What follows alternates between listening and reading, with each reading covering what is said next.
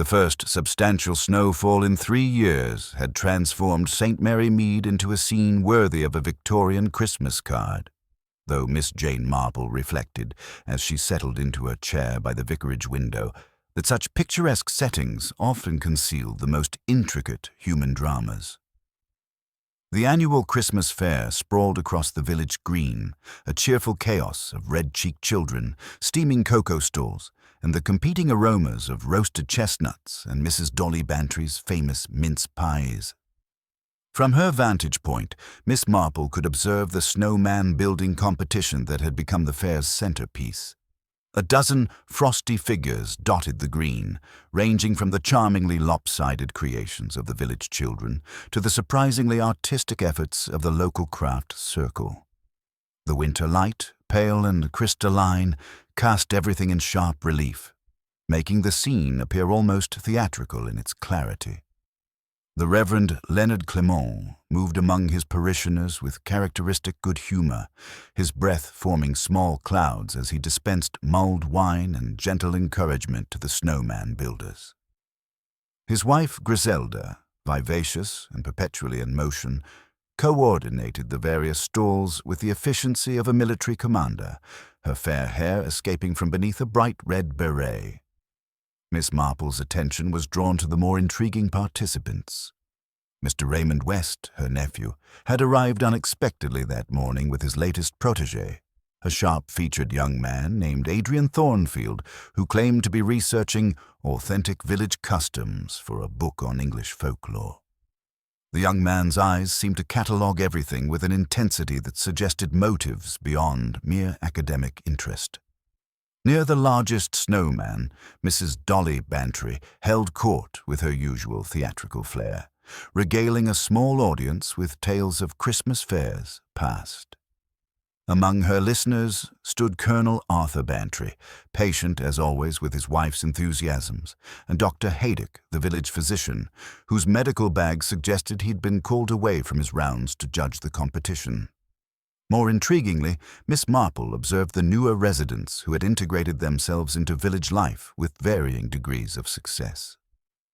Miss Letitia Blacklock, the retired secretary who had taken rooms at Little Paddocks, watched the proceedings with intelligent eyes that seemed to catalogue social dynamics rather than simply enjoy them. Timothy Raven, the young clerk who had recently joined the local bank, appeared nervous despite the festive atmosphere, checking his pocket watch repeatedly and glancing toward the road as if expecting someone. What captured Miss Marple's particular attention was the snowman that stood slightly apart from the others, near the ancient oak tree at the green's edge. Unlike the others, this figure possessed an almost architectural precision. It stood nearly 7 feet tall, perfectly proportioned, with coal-black stones for eyes and a carved wooden pipe that suggested careful planning rather than childish improvisation. The snowman wore a gentleman's dark wool scarf and a bowler hat that appeared to be of good quality, not the sort of items typically donated for children's play. Most curious of all was the small placard that had been carefully pinned to the snowman's chest. Even from her window, Miss Marple could see that something was written upon it in neat, deliberate script. Miss Marple's curiosity finally overcame her preference for indoor warmth. Wrapping herself in her sensible grey coat and taking up her walking stick, she made her way across the green, nodding pleasantly to various villagers as she approached the mysterious snowman. The placard, she discovered, bore a message written in careful copperplate handwriting. "Good afternoon, Miss Marple. I believe you'll find what you're looking for inside." A small crowd had begun to gather, drawn by Miss Marple's evident interest in the solitary snowman. Mrs. Bantry arrived first, as was her custom when anything potentially dramatic was unfolding. "How extraordinary, Jane!" Mrs. Bantry exclaimed, reading the message over Miss Marple's shoulder. "Someone seems to know you quite well, but whatever could they mean about finding something inside, sir?" Dr. Haydock, his medical instincts alert to any suggestion of hidden discoveries, approached with professional caution. "Miss Marple, this is rather unusual, isn't it?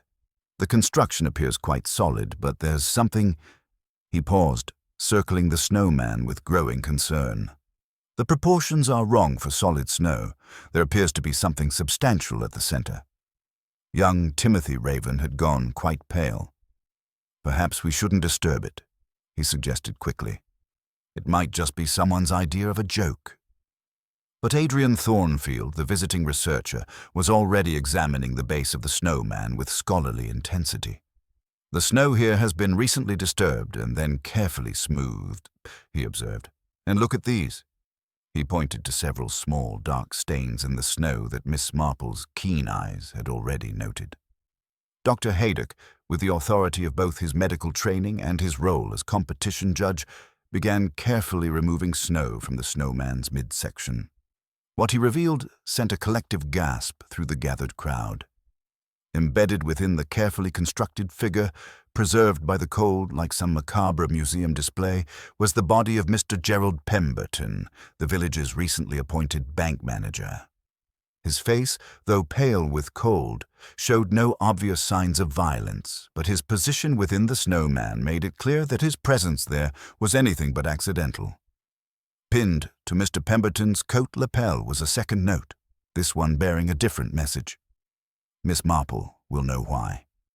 The discovery sent ripples of shock and confusion through the assembled villagers. Timothy Raven stumbled backward, his face ashen, while Miss Blacklock maintained her composure, but moved closer to observe the scene with sharp attention. Adrian Thornfield began taking notes with unseemly enthusiasm, until a sharp look from Colonel Bantry reminded him of the gravity of the situation. Mrs. Bantry, for once, was speechless, though her eyes darted between the snowman and Miss Marple with obvious questions. The Reverend Clement arrived, summoned by the commotion, and immediately began organizing the crowd while Dr. Haydock confirmed what they all feared. Mr. Pemberton was quite definitively dead. As the village constable was summoned and the crowd reluctantly dispersed, Miss Marple remained near the snowman, her mild blue eyes taking in details that others, in their shock, had overlooked.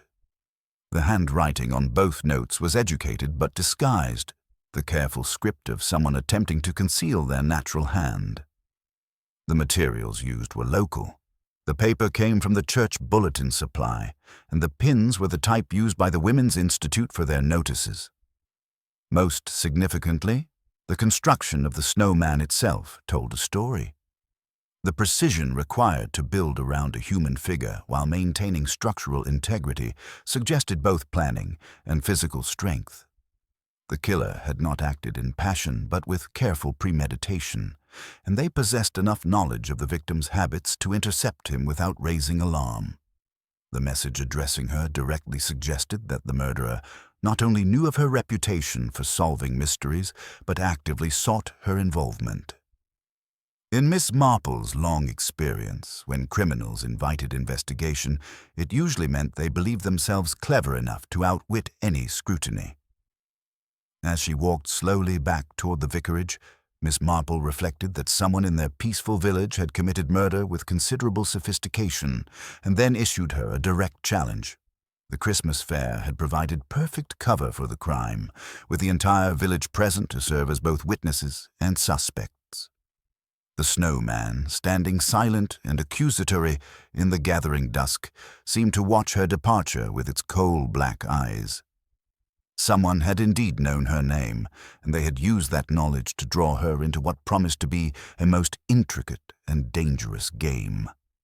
Snow continued to drift lazily from the gray December sky as Constable Polk stretched his modest supply of rope around the ancient oak, creating a boundary that seemed pitifully inadequate for containing such an extraordinary crime. The Christmas fair, so recently alive with laughter and the cheerful chaos of village celebration, had transformed into something altogether more sinister, though the abandoned stalls and half-melted decorations retained an almost theatrical quality that Miss Marple found oddly appropriate. Dr. Haydock closed his medical bag with a decisive snap, his professional demeanor barely concealing his obvious distress. "I estimate he's been dead since sometime yesterday evening," he confided to the small group that had gathered near the vicarage steps. "The cold will have preserved the body, of course, but the positioning suggests he was placed there well after death occurred. Someone spent considerable time constructing that snowman with great precision. The implications of this timeline sent fresh ripples of unease through the assembled villagers. Mrs. Bantry, who had recovered her voice along with her natural inclination toward drama, was quick to offer her theories. A stranger, surely, Jane. Someone passing through who knew poor Mr. Pemberton had money.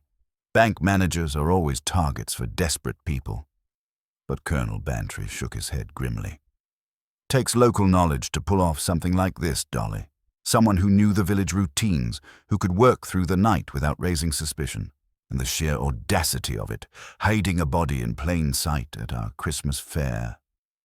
Miss Marple, settling more comfortably on her bench with her knitting, listened to these exchanges with the mild attention she might give to a particularly interesting sermon. Her fingers worked steadily with the wool, but her keen eyes missed nothing of the various reactions around her. Young Timothy Raven, she noted, had grown increasingly pale as Dr. Haydock discussed the timeline, and he kept glancing toward the lane that led to the bank as though expecting some unwelcome arrival. Perhaps, Timothy said suddenly, his voice carrying a nervous tremor, I should mention that Mr. Pemberton asked me to remain late yesterday evening. He wanted to review some of the older account records, particularly those from several years back. He seemed quite concerned about certain discrepancies, though he wouldn't specify exactly what sort. This revelation caused a stir among the gathered villagers. Miss Blacklock, who had been listening with her characteristic quiet intensity, leaned forward slightly. Discrepancies? That's rather serious, isn't it? Had he discovered something irregular? Timothy's hands twisted nervously around his watch chain. I'm not certain. He'd been asking odd questions lately, about various customers' banking habits, their family connections. Mrs. Jameson at the post office mentioned he'd seemed quite distracted recently, always looking over his shoulder. Adrian Thornfield, who had been unusually quiet since the discovery, suddenly spoke up with scholarly precision. I was conducting some late-night research yesterday evening, studying the village's nocturnal atmosphere for my folklore book. I noticed lights burning in the bank well past normal hours, and I'm quite certain I saw two figures in the window. Mr. Pemberton was one, but I couldn't identify his companion. Miss Marple's knitting needles paused almost imperceptibly. In her extensive experience, writers who happen to be perfectly positioned to witness crucial events often prove to have more complex motives than simple academic curiosity.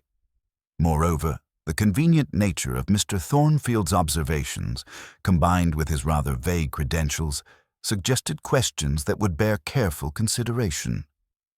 The sound of a motor car crunching over the frozen lane announced the arrival of official authority. Inspector Slack from the county constabulary emerged from the vehicle with characteristic briskness, his sharp eyes immediately taking in the scene with professional assessment. Behind him came Sergeant Lake, a tall man whose careful politeness suggested considerable experience with delicate village situations. Constable Polk? Inspector Slack acknowledged curtly before turning his attention to the snowman that still dominated the scene like some grotesque sentinel. Most unusual circumstances. Dr. Haydock, I'll need your preliminary findings.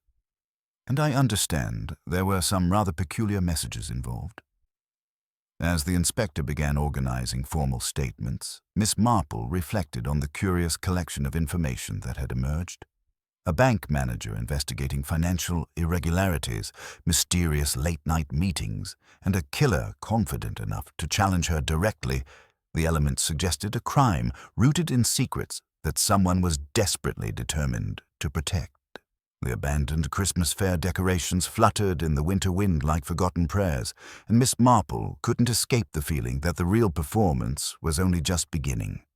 Someone in their peaceful village had committed murder with considerable sophistication, and they had deliberately drawn her into what promised to be a most intricate and dangerous game.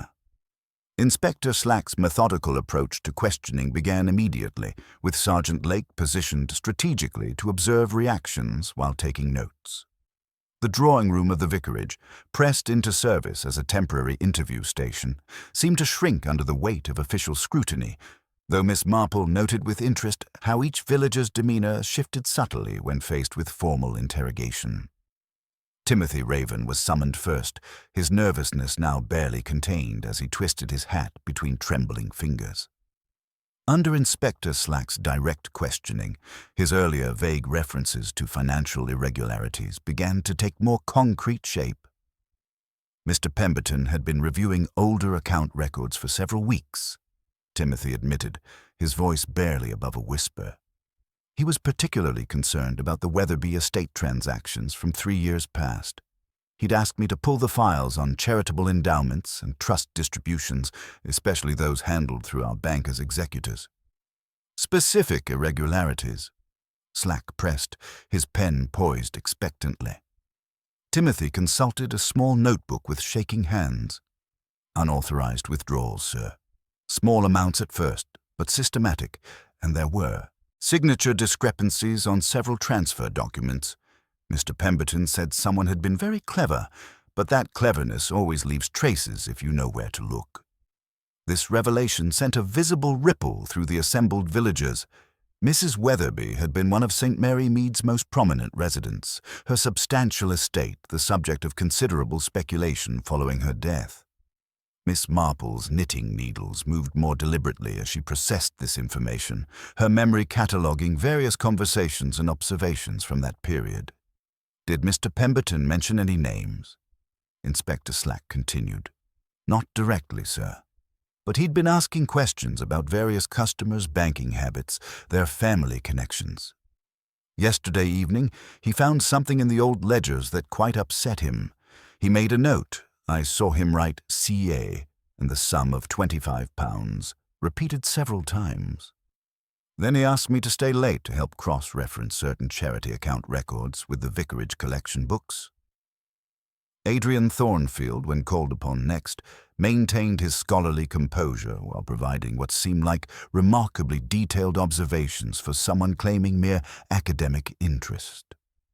I was conducting research into the village's nocturnal atmosphere, he explained with careful precision. When I observed lights burning in the bank well past normal hours, through the window I could distinctly see 2 figures engaged in what appeared to be heated discussion. The time, Slack demanded. Approximately 10:15, Inspector. The moon was quite bright, providing excellent illumination for my folklore studies. The Reverend Clement, who had been listening quietly from his position near the fireplace, cleared his throat diplomatically. I'm afraid there was considerable cloud cover at 10 o'clock, Mr. Thornfield. I noted it particularly before evening practice, as it obscured the stars I often used to gauge the time. Adrian's face flushed slightly, though he maintained his scholarly demeanor. Perhaps I'm misremembering the precise minute, Reverend. One easily confuses times when absorbed in academic observation. Miss Marple's mild blue eyes noted this exchange with particular interest, her fingers never pausing in their steady rhythm. In her extensive experience, witnesses who provided suspiciously precise details often proved to have more complex motivations than simple civic duty. Miss Blacklock's testimony, delivered with characteristic precision, added another layer to the emerging picture. Mr. Pemberton approached me 2 days ago regarding the late Mrs. Weatherby's charitable bequests. As I had previously served as secretary to several trust administrators, he sought my knowledge of the distribution procedures. I informed him that the Weatherby Trust had always paid out irregularly, though I was not privy to the trustees' specific decisions. The trustees being? Slack inquired. Colonel Bantry served for a time, then Mr. Whitaker before his death, Dr. Haydock, and the Reverend Clement in an advisory capacity. It was a small village trust, Inspector. Most charitable matters passed through familiar hands. Mrs. Bantry, summoned to discuss the missing scarf that had adorned the Snowman, provided information that further complicated the picture of access and opportunity. The Christmas hamper donations were stored in the parish room overnight, she explained with characteristic dramatic flair. Committee members had keys. Myself, Vera Larkin, Miss Blacklock when she manages the bookings, And Griselda, of course. That scarf was definitely among the donations yesterday afternoon, a rather fine piece of dark wool with a subtle herringbone pattern. And the parish room was locked? Slack asked. Griselda Clement frowned thoughtfully.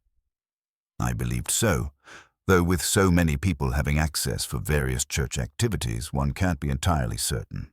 The Women's Institute pins were kept in a tin in the same room. Anyone with legitimate access could have taken both items. Sergeant Lake returned from his examination of the bank premises with information that cast the crime in an even more sinister light. No signs of forced entry, sir. The premises were properly secured. However, Mr. Pemberton's office showed signs of hasty tidying. Too neat, if you understand me.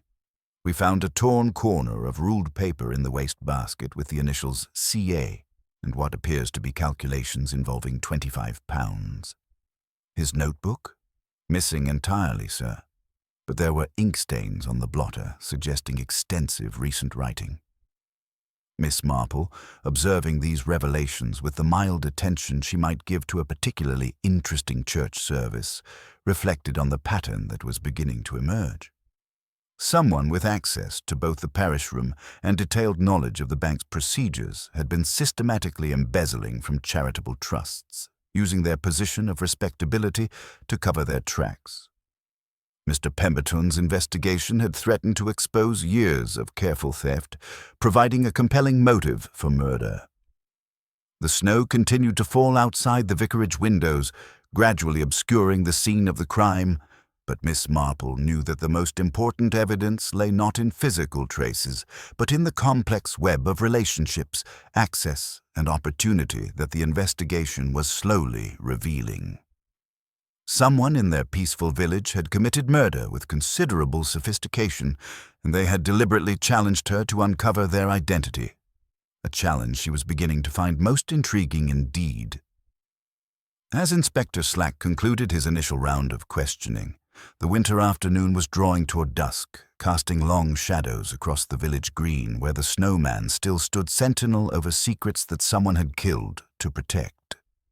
As the winter afternoon drew toward its close, Inspector Slack demonstrated the methodical approach that had served him well throughout his career.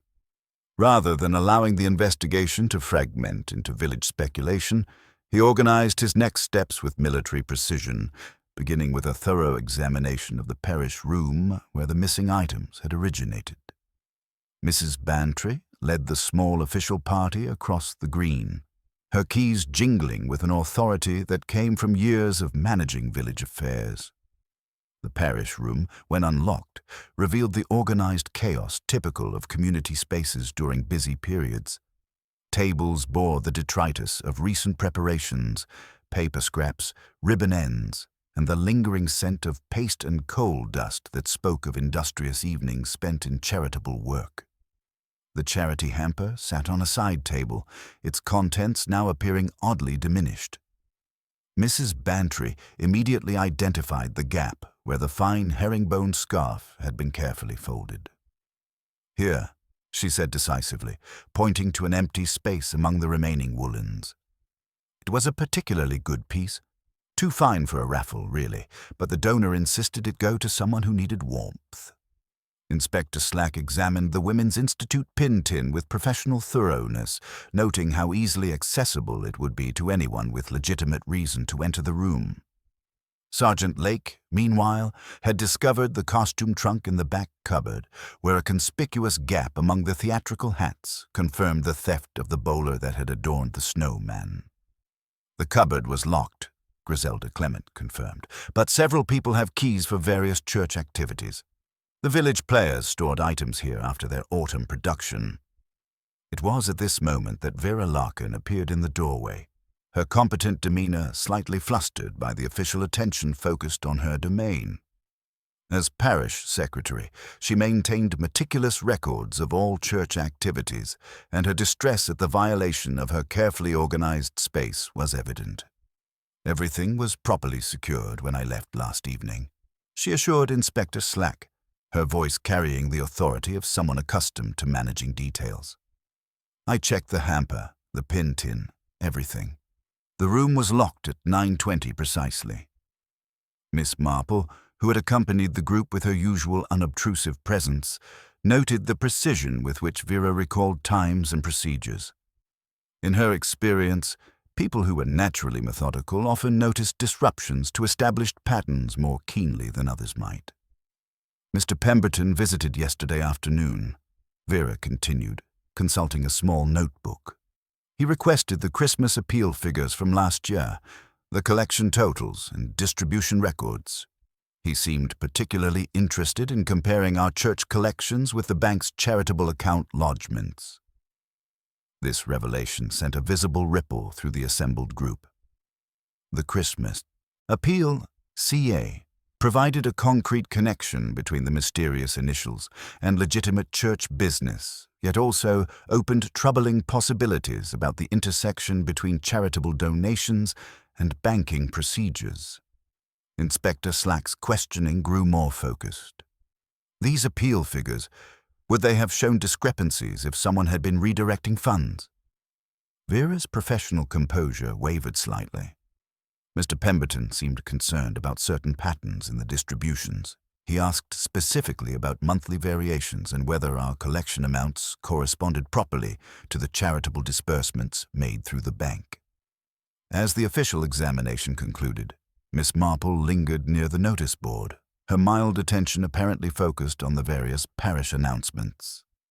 The paper used for the bulletins matched exactly the stock used for the messages found with Mr. Pemberton's body, a detail that narrowed the source while expanding the list of those with access to it. Back at the vicarage, the evening's revelations had created an atmosphere of subdued tension among the remaining villagers. Dr. Haydock, who had served as a Weatherby Trust trustee, appeared increasingly uncomfortable as the investigation probed deeper into charitable fund management. His medical training, Miss Marple reflected, would certainly have provided the anatomical knowledge necessary for the precise positioning of a body within a snowman structure. Adrian Thornfield continued his scholarly observations with unseemly enthusiasm, though Miss Marple noted that his attention seemed particularly focused on recording the villagers' reactions rather than the official investigation itself. His claimed research into charitable traditions took on a more sinister cast when viewed alongside the systematic embezzlement that Mr. Pemberton had apparently uncovered. Timothy Raven, meanwhile, had grown increasingly agitated as discussions centered on banking procedures and charitable accounts. His intimate knowledge of the bank's record-keeping systems placed him in a position to facilitate irregularities, though his nervous temperament seemed ill-suited to the cold-blooded planning that the murder had required. As Inspector Slack prepared to expand his investigation, Sergeant Lake returned from the bank with additional information that complicated the emerging picture. Among Mr. Pemberton's effects, they had discovered correspondence regarding a Charles Ashworth, a distant relative of Mrs. Weatherby who had received irregular payments from the trust before departing the village under mysterious circumstances. The initials CA could refer to this Ashworth fellow, Slack mused, though Miss Marple noted his tendency to seize upon explanations that removed suspicion from established village residents. A gambling man with debts might well have found ways to manipulate charitable distributions, especially if he had inside assistance. Yet as the winter evening settled over St. Mary Mead, Miss Marple reflected that the most dangerous criminals were rarely those who fled in obvious guilt. The snowman still stood sentinel in the gathering darkness, its coal-black eyes seeming to watch over secrets that someone had killed to protect. But she was beginning to suspect that the most perilous secrets were not buried in the snow. They were walking among them, hidden behind familiar faces and respectable facades, waiting for the right moment to reveal themselves. The investigation had uncovered a web of charitable funds, banking procedures, and village relationships far more complex than a simple case of embezzlement and murder. Someone with intimate knowledge of both church and banking operations had been systematically stealing from charitable trusts, and when Mr. Pemberton's methodical investigation threatened exposure, they had responded with a murder of remarkable sophistication and audacity. As Miss Marple settled by her fireside with her knitting, She pondered the curious fact that the killer had specifically challenged her to solve the crimes. In her long experience, such invitations usually came from criminals who believed themselves clever enough to outwit any investigation. A dangerous combination of intelligence and arrogance that often led to the most intricate and revealing mistakes. The winter evening had settled over St. Mary Mead with the peculiar hush that follows extraordinary events, though Miss Marple reflected that the most revealing conversations often occurred when official attention had moved elsewhere. As she made her way through the village's quiet lanes, her ostensible purpose being a visit to Mrs. Price Ridley regarding the church flower rota, she found herself presented with information far more significant than floral arrangements. Mrs. Price Ridley, formidable behind her lace-curtained door, received Miss Marple with the deference due to a fellow custodian of village proprieties. The landlady's sitting room, meticulously maintained and warmed by a coal fire that never quite banished the winter chill, provided the perfect setting for confidences that Inspector Slack's official manner had failed to elicit. "Such a dreadful business, Miss Marple," Mrs. Price Ridley declared, settling her substantial frame into her favorite chair. "Poor Mr. Pemberton was such a considerate lodger, always punctual for breakfast, never tracked mud through my hallway. But I must tell someone responsible about his visitor last evening before the inspector returns with his rather brusque questioning." Miss Marple's knitting needles paused almost imperceptibly as she encouraged this revelation with the gentle attention that invited complete disclosure. "A visitor? How interesting. At what time, if you please?" 9:30, or perhaps 25 minutes to 10 by my mantel clock, which tends to lose time," Mrs. Price Ridley explained with the precision of someone accustomed to managing details. A woman, well wrapped against the cold in a dark coat with the hood drawn up. She asked for Mr. Pemberton by name, very calm and businesslike. They spoke briefly in the hallway. I couldn't help but notice there was a distinctive smell about her. "What sort of smell?" Miss Marple inquired with mild curiosity. "Sharp and clean, like carbolic soap. The sort of scent one associates with medical establishments, or perhaps very thorough household cleaning." She stayed only a few minutes, but afterwards Mr. Pemberton took his gloves and went out, carrying that little black notebook he was always writing in. He said he'd return directly, but of course... Mrs. Price Ridley's voice trailed off meaningfully. Miss Marple noted the stack of church bulletins on the hall table, topped by an envelope addressed in precise copperplate script. The handwriting, she observed with particular interest, showed the careful formation of someone educated in proper penmanship, though with subtle characteristics that suggested deliberate disguise, the sort of modification that couldn't quite conceal fundamental letter formations learned in youth. The following morning brought crisp winter light that seemed to sharpen both the village's appearance and Miss Marple's powers of observation. Her customary early walk took her first to the post office, where Mrs. Jameson's usual cheerful demeanor had been replaced by obvious anxiety. "Terrible business about Mr. Pemberton," the postmistress confided, her hands trembling slightly as she sorted the morning delivery. He'd been asking such odd questions lately, about postal deliveries and money orders sent to London addresses, particularly interested in whether Charles Ashworth still received correspondence here, even after his supposed departure from the village. This revelation provided a crucial connection between the mysterious initials and ongoing communication patterns that suggested far more complex arrangements than a simple embezzlement and flight. Miss Marple reflected that systematic criminals often maintained elaborate deceptions to continue their operations while appearing to have severed all local connections.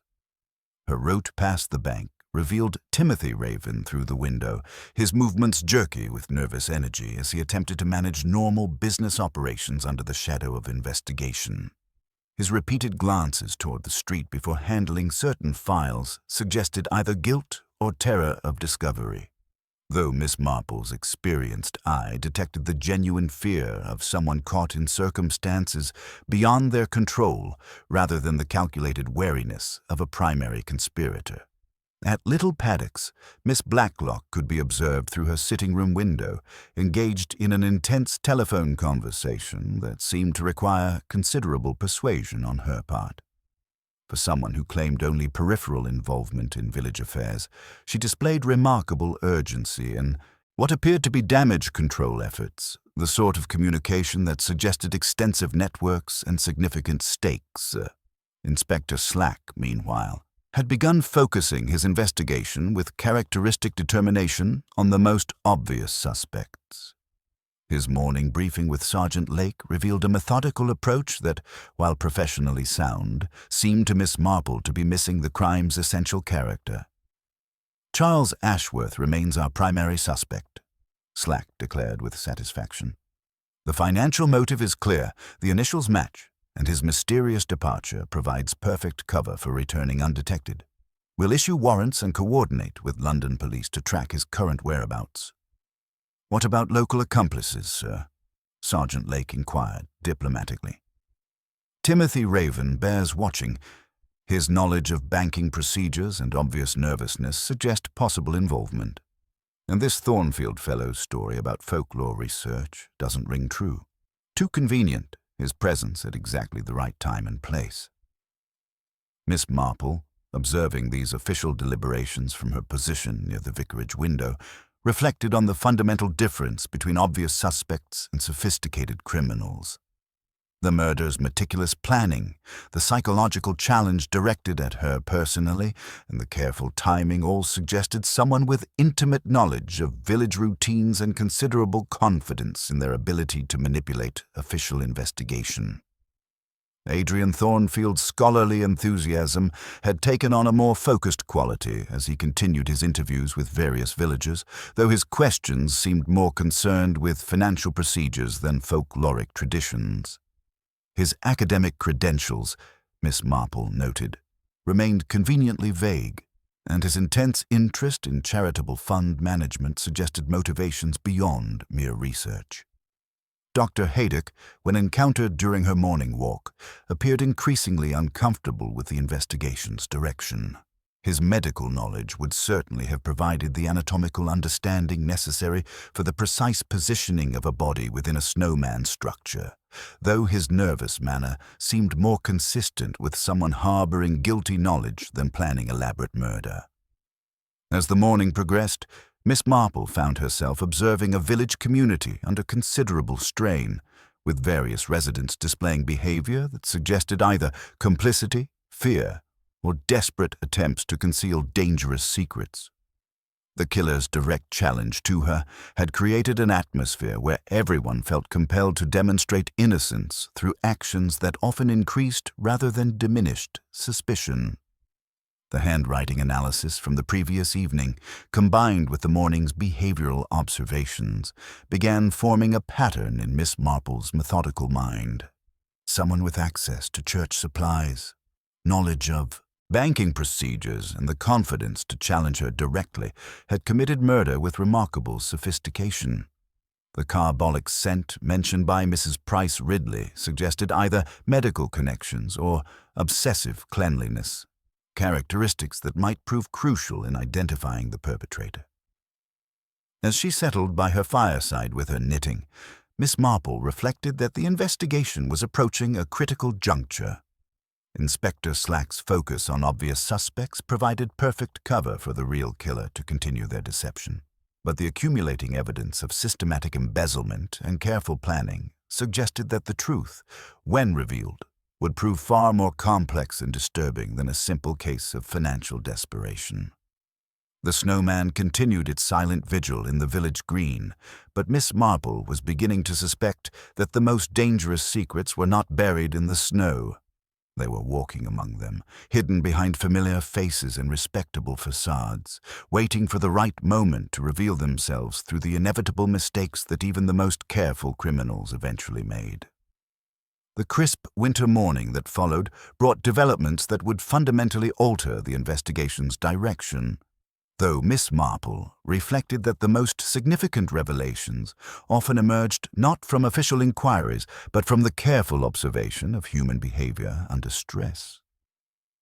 Her customary morning walk, ostensibly undertaken for the simple pleasure of winter air, provided opportunities for the sort of gentle investigation that formal questioning often failed to achieve. Her first stop at the parish room, where Vera Larkin was already at work organizing the Christmas appeal records, proved particularly illuminating. The sharp, clean scent of carbolic soap hung in the morning air, mingling with the coal dust and paper that characterized the busy space. Vera, methodical as always, was wiping down surfaces with the thoroughness that Miss Marple had come to associate with her efficient management of parish affairs. One must maintain proper standards, particularly during such unsettled times, Vera explained, her competent hands moving with practiced precision across the wooden surfaces. Germs spread so easily in winter weather, and with all the disruption from yesterday's investigation, everything requires extra attention. Miss Marple, settling comfortably with her knitting, observed the parish secretary's movements with mild interest. The bottle of carbolic solution sat prominently on the shelf, its neat label matching the precise copper-plate script that characterized all of Vera's administrative work. More significantly, when Vera handed her the Women's Institute minute book to consult regarding flower arrangements, Miss Marple noted the distinctive characteristics of the handwriting, the careful formation of letters learned in proper schoolroom instruction, with particular quirks in the formation, of capitals that no amount of deliberate disguise could entirely conceal. The morning's second revelation came through Inspector Slack's methodical pursuit of the Charles Ashworth connection. Timothy Raven, summoned to provide additional banking records, arrived at the vicarage in a state of barely controlled agitation that suggested knowledge far more significant than simple nervousness about official scrutiny. "Inspector," Timothy began, his voice trembling with the effort of controlled disclosure, "I must tell you something about Charles Ashworth that changes everything. When Mr. Pemberton asked me to research the trust payments, I discovered that Charles Ashworth died in London nearly 2 years ago. I processed the death certificate myself when we finally closed his account." This revelation sent a visible shock through the assembled group. The systematic use of a dead man's identity to facilitate ongoing embezzlement suggested criminal sophistication far beyond simple opportunistic theft. Someone with access to both banking records and charitable fund management had been operating an elaborate fraud, using their position of trust to steal from the village's most vulnerable residents. Dr. Haydock, who had arrived to provide his formal medical report, appeared increasingly uncomfortable as the discussion turned to the technical aspects of the crime. His medical knowledge would certainly have provided the anatomical understanding necessary for the precise positioning of a body within a snowman structure, and his access to carbolic solutions through his practice created another connection to the mysterious scent that had characterized the killer's visit to Mrs. Price Ridley's establishment. The preservation of the body suggests someone with understanding of temperature effects and decomposition, Dr. Haydock admitted reluctantly. The positioning required both strength and precision, not the work of someone acting in panic or desperation.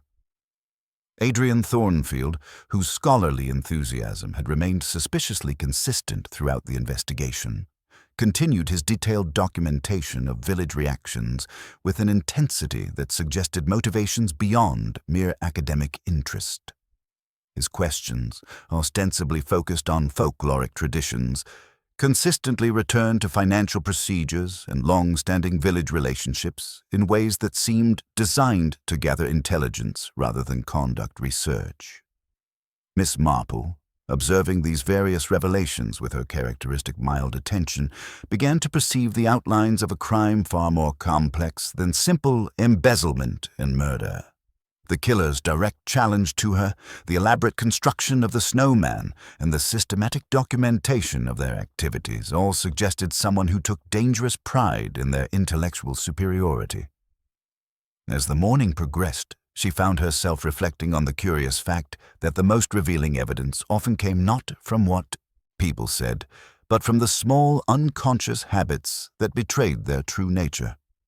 The careful handwriting, the obsessive cleanliness, the systematic approach to both crime and concealment, all pointed to someone whose methodical nature had served them well in positions of trust, but had also created patterns that careful observation could detect. The investigation had uncovered systematic fraud, identity theft, and murder, all connected through a web of charitable funds and banking procedures that someone had manipulated with remarkable sophistication. Yet Miss Marple sensed that the solution lay not in the obvious connections between these elements, but in understanding the psychological motivations that had driven someone to commit crimes with such elaborate planning and theatrical presentation. The Snowman continued its silent vigil in the village green, but Miss Marple was beginning to suspect that the most dangerous secrets were walking among them, hidden behind familiar faces and respectable facades that had successfully concealed criminal activities for far longer than anyone had imagined. The killer's confidence in challenging her directly suggested they believed themselves clever enough to outwit any investigation, though in her long experience, such arrogance often led to the most revealing mistakes. The revelation that Charles Ashworth had been dead for nearly 2 years sent a profound shock through the investigation, though Miss Marple reflected that the most significant discoveries often emerged not from what people revealed, but from what they had been systematically concealing. Timothy Raven's admission that he had processed the death certificate himself transformed him from potential accomplice to terrified witness, his nervous condition now clearly stemming from knowledge of deception rather than guilt in its creation. Inspector Slack's methodical questioning revealed the full scope of Timothy's predicament. Mr. Pemberton became obsessed with those Weatherby Trust files after discovering the signature discrepancies, Timothy explained, his voice trembling with barely controlled fear. When I told him Ashworth was deceased, he became even more determined. He said the pattern of unauthorized withdrawals had continued after the death, which meant someone was systematically using a dead man's identity to steal from charitable funds. This revelation cast the entire investigation in a more sinister light. The systematic use of a deceased person's identity for ongoing embezzlement suggested criminal sophistication far beyond opportunistic theft. Someone with intimate access to both banking records and charitable fund management had been operating an elaborate fraud, confident that their position of trust would protect them from scrutiny. Miss Marple's attention was drawn to Vera Larkin's remarkably thorough analysis of the Christmas appeal records, which she presented to Inspector Slack with characteristic efficiency. The Boer parish secretary's charts and calculations revealed a pattern of systematic skimming that extended back several years, with collection amounts consistently exceeding the charitable disbursements recorded through official banking channels. The discrepancies become quite clear when examined systematically, Vera explained with professional competence. Her documentation spread across the vicarage table with meticulous organization. Someone has been diverting funds gradually, in amounts small enough to avoid immediate detection, but significant when accumulated over time. Yet Miss Marple noted with particular interest how Vera's analysis, while apparently helpful to the investigation, also demonstrated her intimate knowledge of both church finances and banking procedures. The parish secretary's ability to identify patterns of embezzlement with such precision suggested either exceptional analytical skills or uncomfortably detailed familiarity with the methods being employed. Dr. Haydock's growing discomfort became more pronounced as the investigation probed deeper into the charitable fund management. His medical practice provided legitimate access to various chemical compounds, including the carbolic solutions that had characterized the mysterious visitor to Mr. Pemberton's lodgings. When pressed about his whereabouts during the crucial evening hours, his responses became notably evasive. "I was attending to Mrs. Fletcher's respiratory condition," he claimed, consulting his appointment book with unusual care. "A complicated case that required extended observation. I didn't return home until quite late." However, Sergeant Lake's subsequent verification with Mrs. Fletcher revealed that Dr. Haydock had departed her cottage by 9:30. creating a significant gap in his alibi during the precise time when Mr. Pemberton had been lured from his lodgings to what would prove to be his final meeting. The afternoon brought another disturbing development when Mrs. Bantry arrived with information about Adrian Thornfield's credentials. Her telephone inquiries to London academic institutions had revealed that no researcher by that name was conducting folklore studies at any recognized institution, and the address on his business card belonged to a temporary boarding establishment known for housing transient residents. The sort of place, Mrs. Bantry explained with evident satisfaction at her investigative success, where someone might establish a false identity for specific purposes. Mildred was quite certain that no Adrian Thornfield had requested access to village custom documentation at the British Museum. This revelation confirmed Miss Marple's growing suspicions about the supposed academic.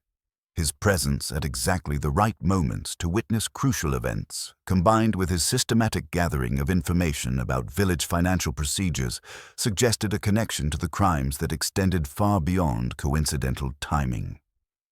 As inspector, Slack organized a formal examination of the evidence.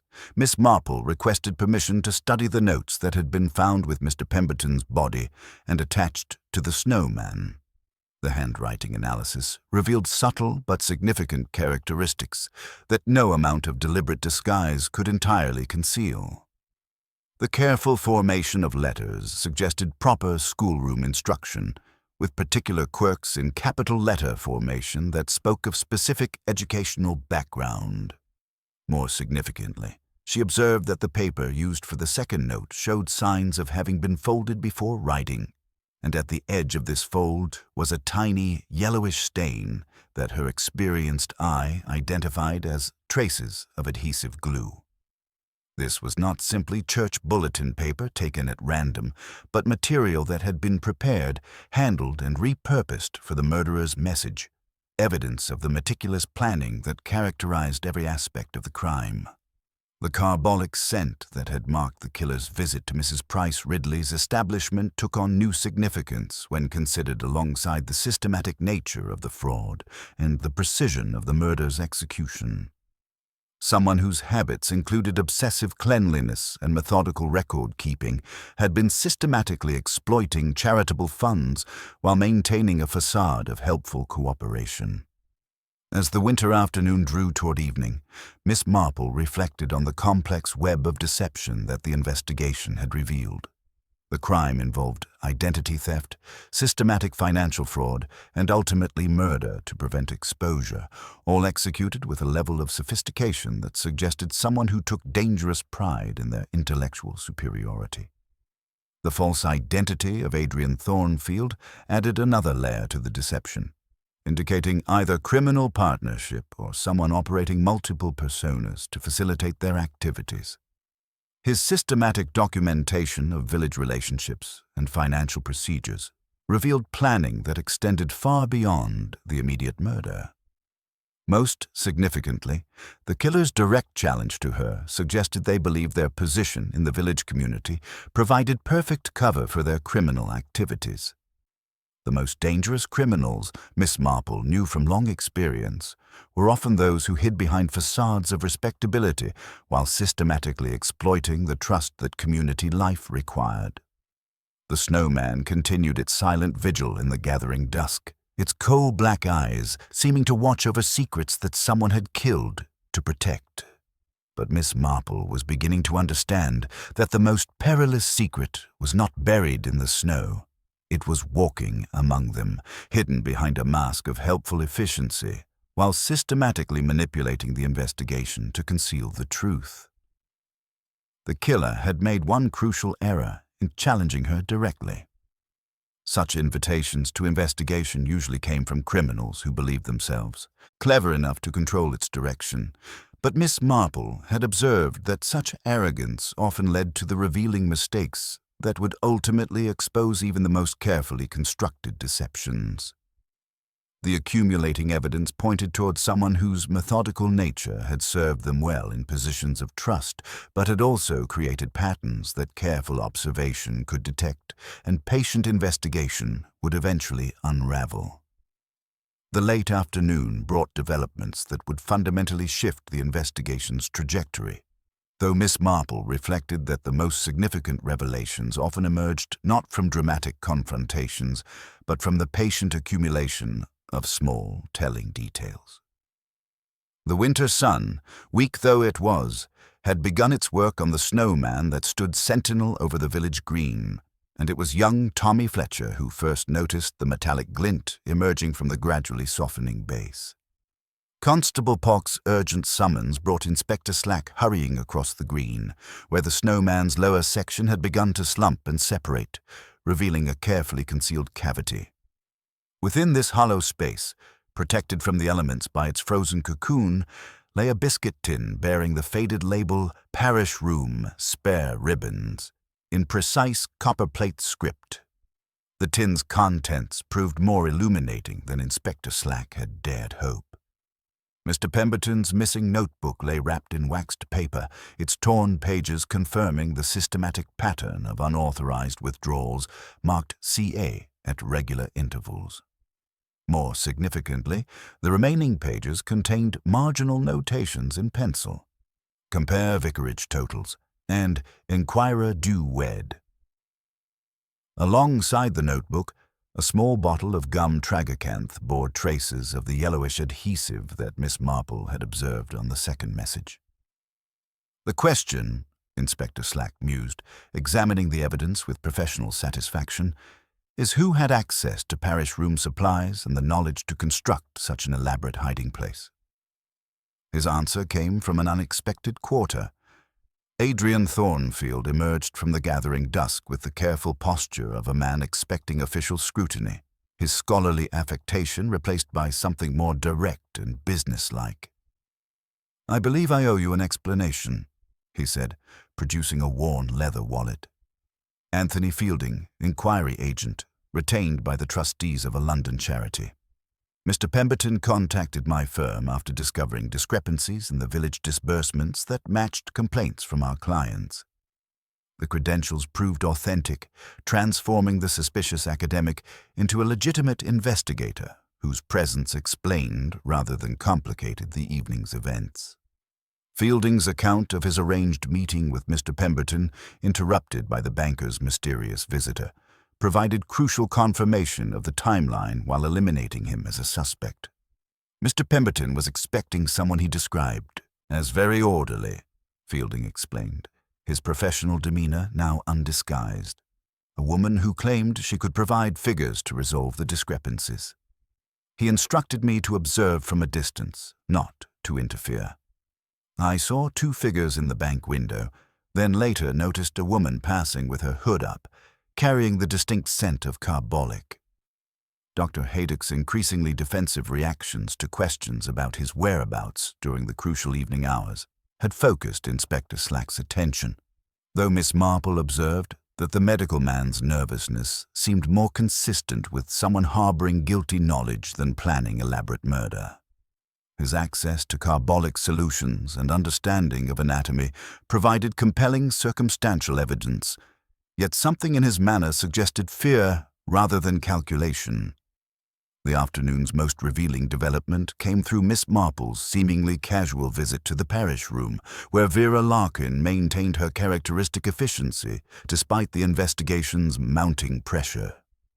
The scent of carbolic hung sharp in the winter air, mingling with the familiar odors of paper and coal dust that characterized the busy space. Such demanding work, maintaining proper standards during these unsettled times, Miss Marple observed mildly, settling comfortably with her knitting, while Vera organized the Christmas appeal records with methodical precision.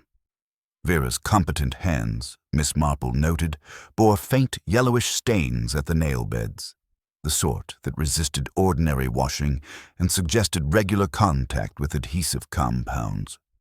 When conversation turned to the careful handwriting on the mysterious messages, Vera's responses carried a subtle tension that hadn't been present before the murder.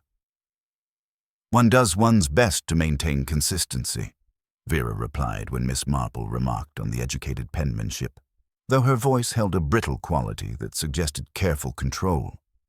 Proper instruction in youth tends to show, regardless of circumstances. Miss Marple's gentle observations about the paper used for the messages, church bulletin stock with distinctive adhesive stains along the edges, elicited reactions that confirmed her growing suspicions. Vera's methodical nature, so admirably suited to parish administration, had also enabled her to operate systematic fraud over several years while maintaining a facade of helpful cooperation. The psychological profile was becoming clear. Someone with intimate knowledge of both church finances and banking procedures had been systematically exploiting charitable funds, using their position of trust to avoid scrutiny. The obsessive attention to detail that characterized Vera's administrative work extended to her criminal activities, including the carbolic scent that had marked her visit to Mr. Pemberton's lodgings. Most significantly, the killer's direct challenge to Miss Marple revealed dangerous confidence in their own intellectual superiority. They had believed their position as helpful parish secretary would provide perfect cover while they manipulated the investigation toward more obvious suspects like Dr. Haydock, whose missing alibi and medical knowledge made him an ideal scapegoat. As Inspector Slack organized his evidence and prepared formal charges against Dr. Haydock, Miss Marple reflected on the complex deception that had been systematically constructed around them. The real killer had demonstrated remarkable patience in establishing their fraud and extraordinary boldness in its execution, qualities that suggested they would not overlook the need for careful misdirection. Yet in challenging her directly, the killer had made their first crucial error.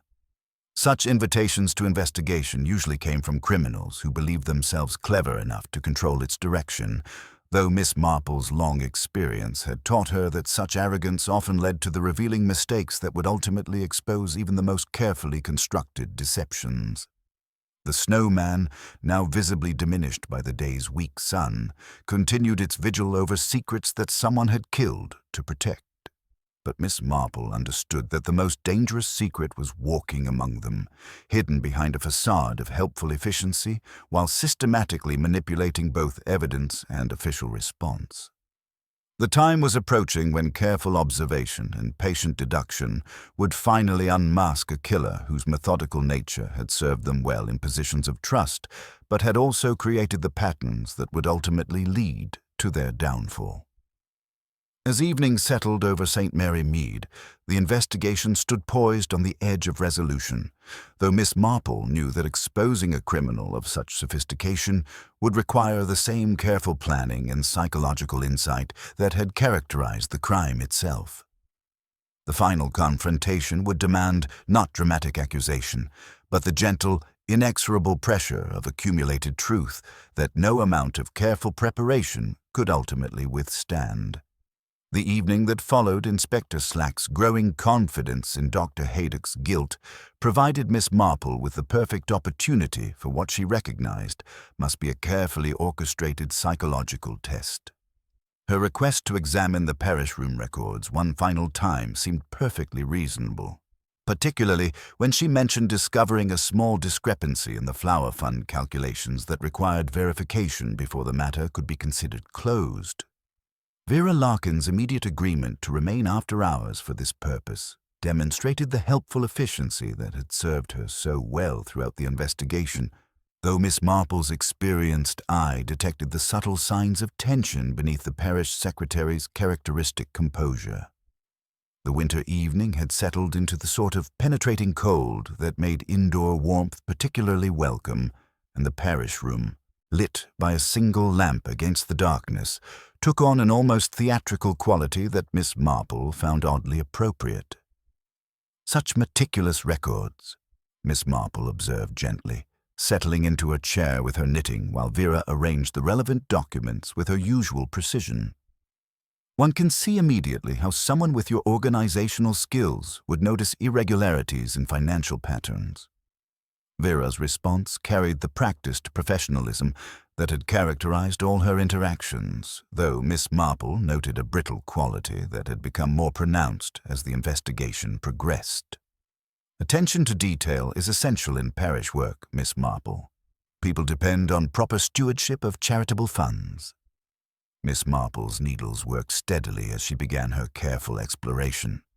Indeed, though I've been puzzling over poor Mr. Pemberton's discovery. The systematic nature of the withdrawals suggests someone with intimate knowledge of both church collections and banking procedures, someone trusted by both institutions. The observation elicited a barely perceptible stiffening in Vera's posture, her hands pausing momentarily in their methodical organization of papers. The carbolic scent that characterized the room seemed more pronounced in the lamplight, creating an almost medicinal atmosphere that reminded Miss Marple of the mysterious visitor's identifying characteristic. The investigation will surely identify whoever exploited that trust, Vera replied, her voice maintaining professional control, though Miss Marple detected an underlying tension. Such violations of community confidence are particularly disturbing. Oh, quite, Miss Marple agreed mildly, her attention apparently focused on a particularly complex stitch. Though what strikes me as most remarkable is the psychological sophistication involved. Using a deceased person's identity, maintaining systematic records, and then constructing such an elaborate murder scene. It suggests someone who takes considerable pride in their intellectual capabilities. As she spoke, Miss Marple produced the small bottle of gum tragacanth that had been found in the biscuit tin, along with a stack of fresh church bulletins. "You must show me your way of mounting the notices, my dear. Mine curl so in this damp weather, and I make such a muddle with the pins." Vera's response came with automatic professionalism, though Miss Marple observed the unconscious precision of her movements. "One cannot rely on paste in winter," Vera explained, unscrewing the cap and applying the adhesive with practiced efficiency. "A narrow wash along the edges, and then you fold the bulletin once, sharply, before opening it flat to prevent the ink from cracking across the crease." The demonstration revealed exactly what Miss Marple had hoped to observe. Vera's method of folding first, then applying adhesive, matched precisely the preparation evident on the mysterious messages. More significantly, when she positioned the Women's Institute pins, each was placed at the same distinctive angle, canted slightly to the left, with the precision of long-established habit. "How clever," Miss Marple breathed, though her mild tone carried undertones that transformed the atmosphere entirely. And the handwriting on these bulletins, such educated penmanship. The formation of capital letters reflects schoolroom instruction that no amount of deliberate disguise can entirely conceal. Vera's hand, which had been perfectly steady throughout the demonstration, developed the faintest tremor as she processed the implications. The parish secretary's characteristic efficiency faltered for just a moment, revealing the calculating intelligence that had enabled years of systematic fraud. "Most intriguing of all," Miss Marple continued conversationally, "were those messages addressed to me personally. Such a direct challenge suggested someone who not only knew of my reputation, but actively sought my participation in the investigation."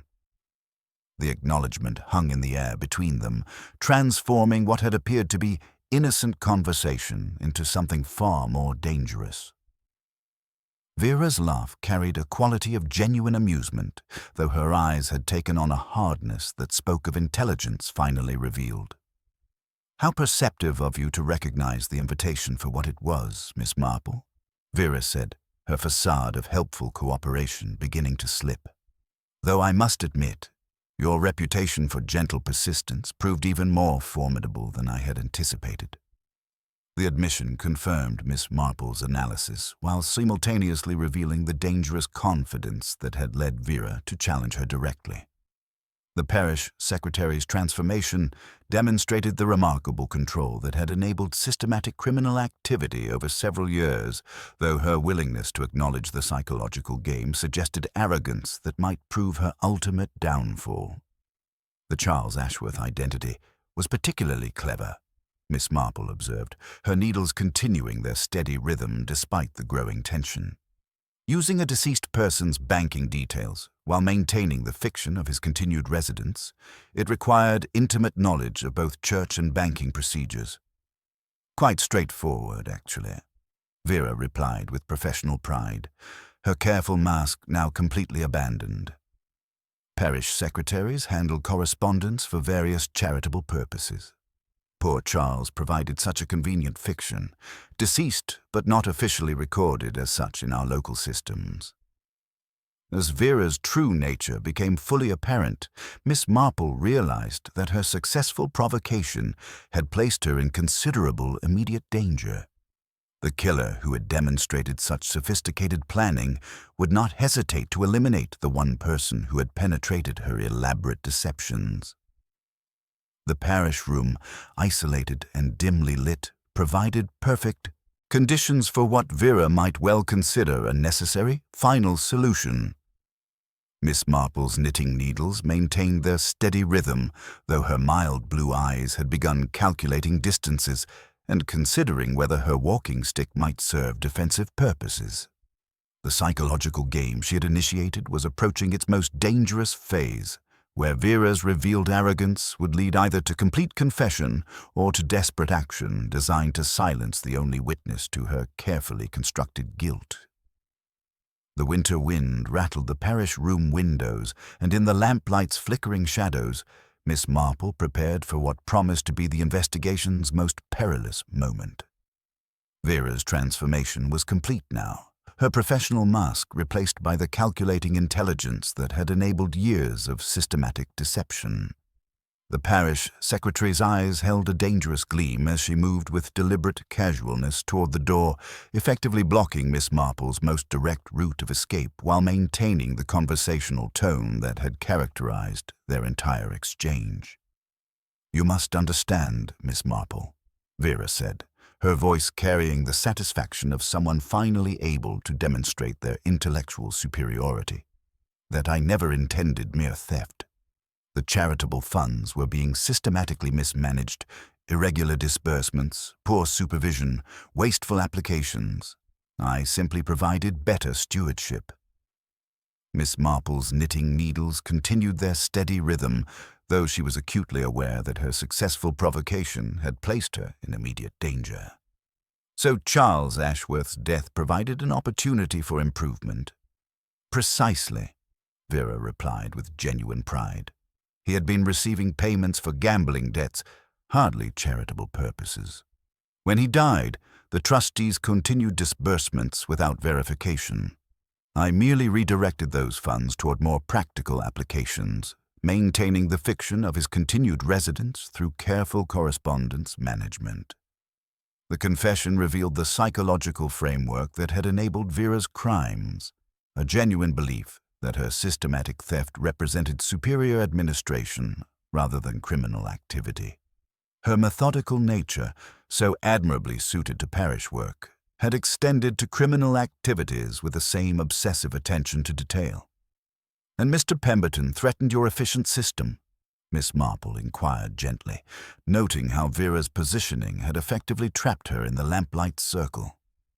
Vera's expression hardened with remembered frustration. "Gerald became obsessed with cross-referencing bank records with church collections in ways that threatened years of careful work. I convinced him to meet me privately, promising cooperation from trust administrators. He brought his notebook, naturally, expecting to present evidence to someone in authority.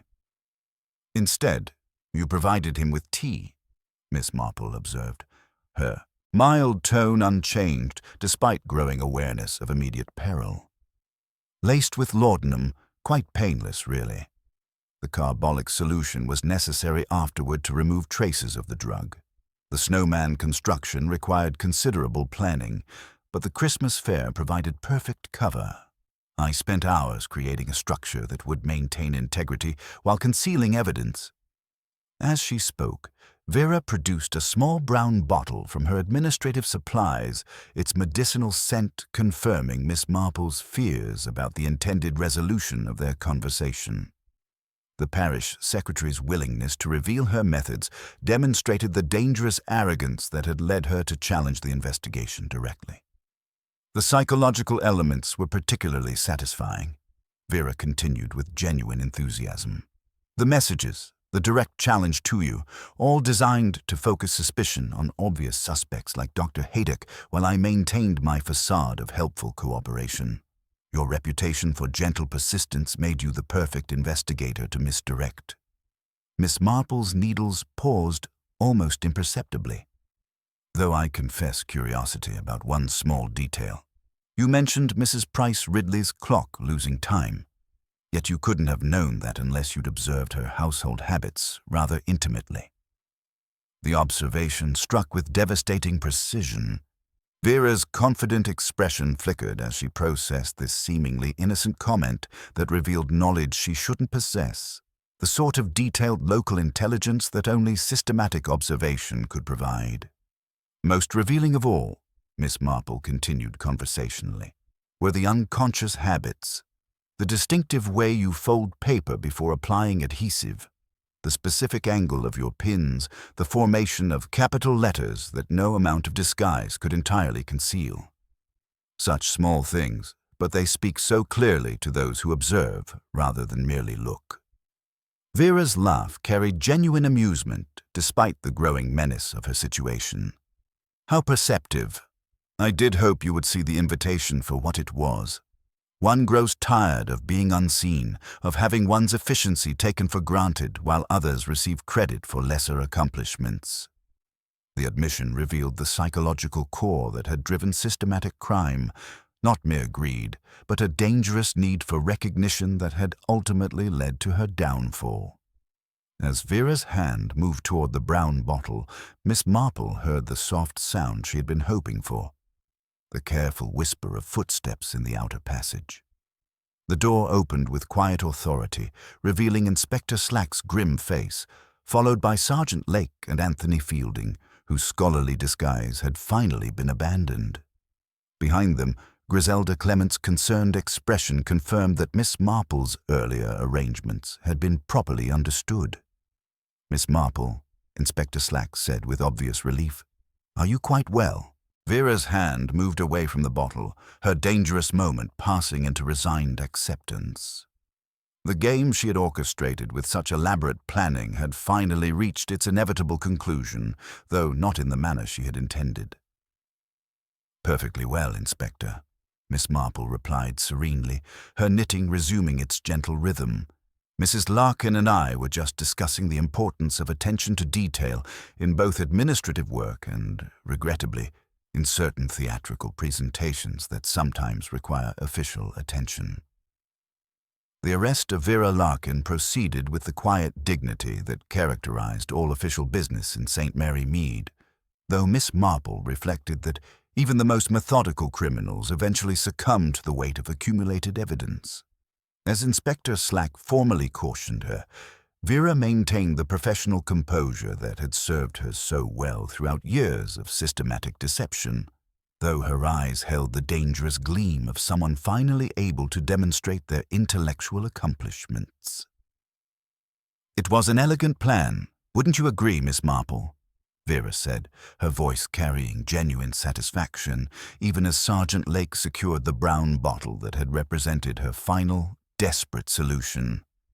A pity it was undone by such seemingly insignificant details.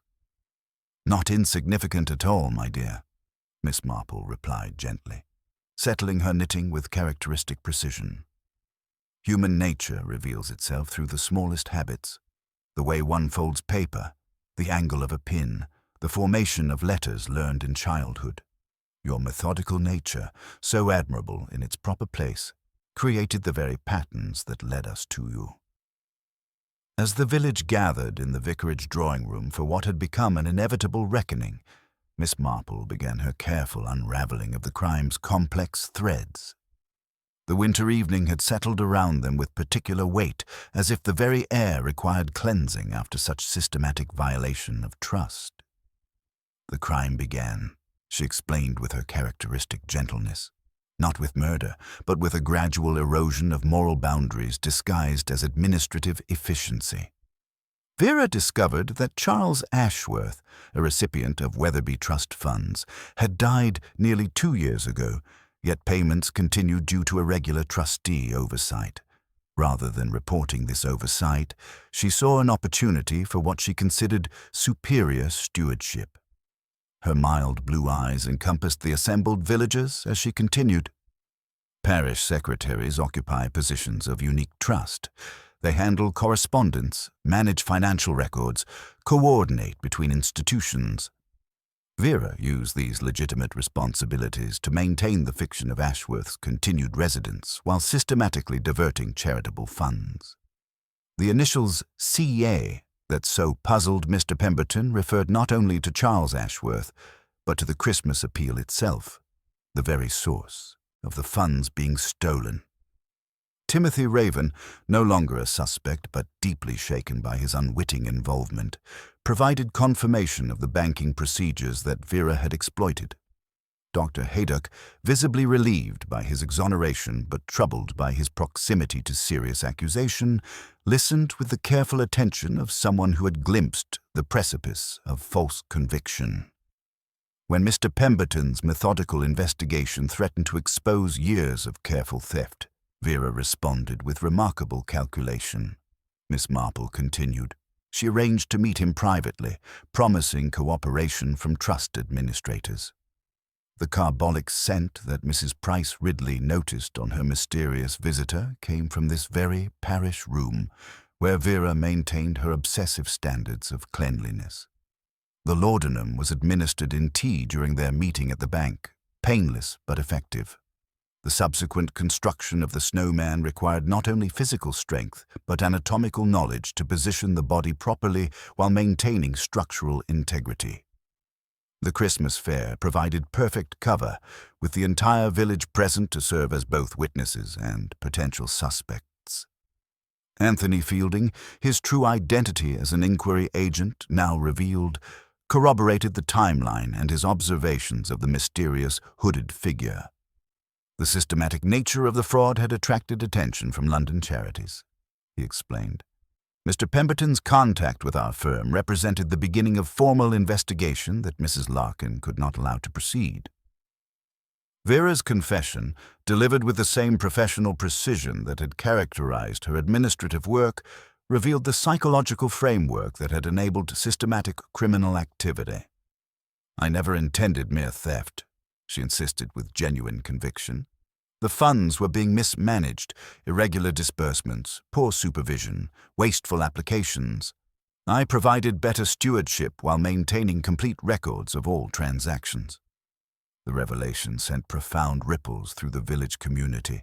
Mrs. Bantry, characteristically dramatic in her reactions, declared herself utterly devastated by such systematic deception, while Colonel Bantry observed grimly that the most dangerous criminals were often those who exploited positions of trust most thoroughly. The Reverend Clement, deeply troubled by the violation that had occurred under his pastoral care, struggled to understand how such elaborate deception had remained undetected. The challenge directed at Miss Marple, he reflected sadly, suggests someone who had grown tired of being unseen, of having efficiency taken for granted while others received recognition.